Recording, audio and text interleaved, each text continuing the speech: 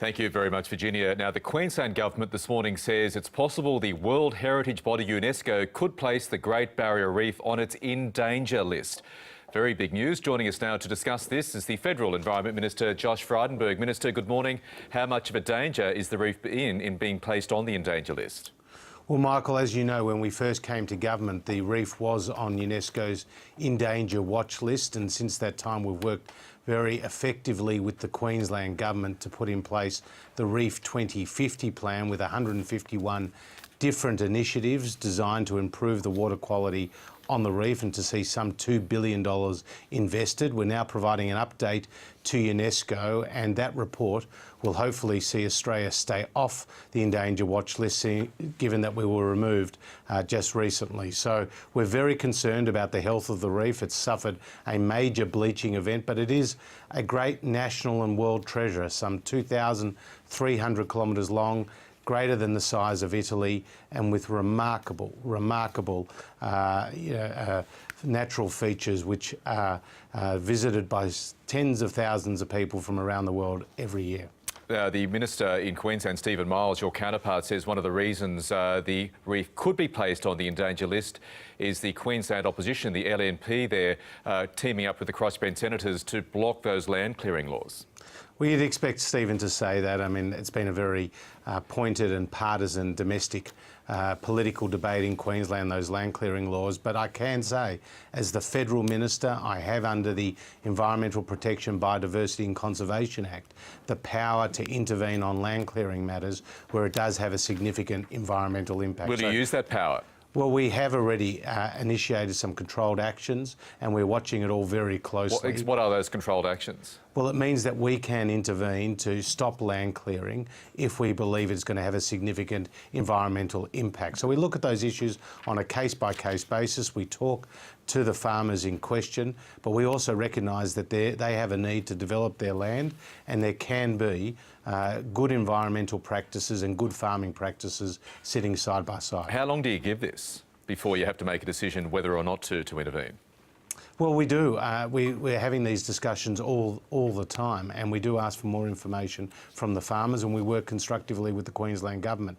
I want to just confirm that we have taken an enormous amount of effort and resources into improving the health of the reef. In the last year alone, we've decreased the sediment runoff by some 12% and the herbicides and the pesticides by some 33%. Why that is important is because when there's more nutrients in the water, it helps feed the crown of thorns starfish, which is a natural predator to the reef. So there's a lot of work we're doing to improve grazing practices, to prevent gully erosion. The Queensland government itself has purchased a major farm called Springville Station in order to prevent sediment runoff. There's a lot of good stories using innovation, using satellite imagery and data, and working constructively with the agricultural sector. How confident are you the reef can recover from that bleaching impact from last summer? 67% of the northern part of the reef really suffering there. Well, contrary to some of the sensationalist reporting about the bleaching, the reef is not dead. You're right that it was confined to the northern third part of the reef, some 22% coral mortality. Across the reef in the 3 years leading up to the bleaching event, Michael, the coral cover increased by 19%. So there's a fuller story to tell here. You know, we are concerned about climate change. It's the #1 threat to the reef, and that's why we're working through the various funds that we have to support clean, renewable energy, to support innovative techniques, to upgrade sewage plants, to work with them on the sugar mills. All those sort of practices can help reduce emissions and also help improve water quality on the reef. A couple of other issues before you go. You as a government minister would be very happy that those backpacker tax laws are finally through the Senate, but is it concerning that Greens, according to Richard Di Natale, had to approach the government, not the other way around, to secure this deal? Well, as you know, there were lots of negotiations going on with the backpacker tax, and fortunately we were able to strike a deal at the 15% rate and maintain more than 70% of the budgeted revenue that we had initially intended. So that's a good outcome, and we've now got 38 pieces of legislation through the Parliament since the last election. That's a remarkable outcome. whether they're savings bills, superannuation bills, tax cuts, national security, and of course all that work with the Australian Building Construction Commission, the Registered Organisations Bill and the like. So it's a pretty impressive legislative agenda that the government's got through. It's a full credit to Malcolm Turnbull because he personally steered these negotiations with the crossbenchers together with my colleagues Matthias Cormann and Scott Morrison. I think there's a lot for the government to be pleased with at the end of the year, and we're very excited about the busy agenda we have next year. OK, it wasn't all serious stuff as we enter the parliamentary year. I've been looking very closely, Josh Frydenberg, at the top of your head for any bruising after your encounter in your office with Jean-Claude Van Damme yesterday. It was pretty frightening, looking at the video.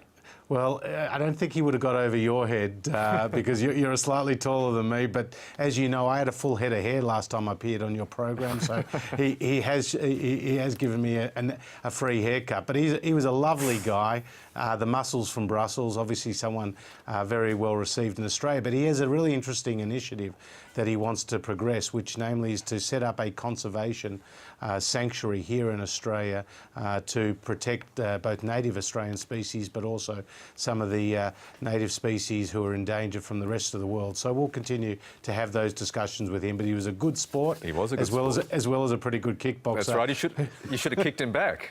Retaliation, Josh Frydenberg. Well, I think we would have needed him in the Senate if things got out of hand there, rather than me knowing that I've got to pick on people who are a little bit less talented when it comes to kickboxing and other martial arts. Yeah, I wouldn't take him on either. Josh Frydenberg, thank you very much for your time this morning. Nice to be with you, Michael.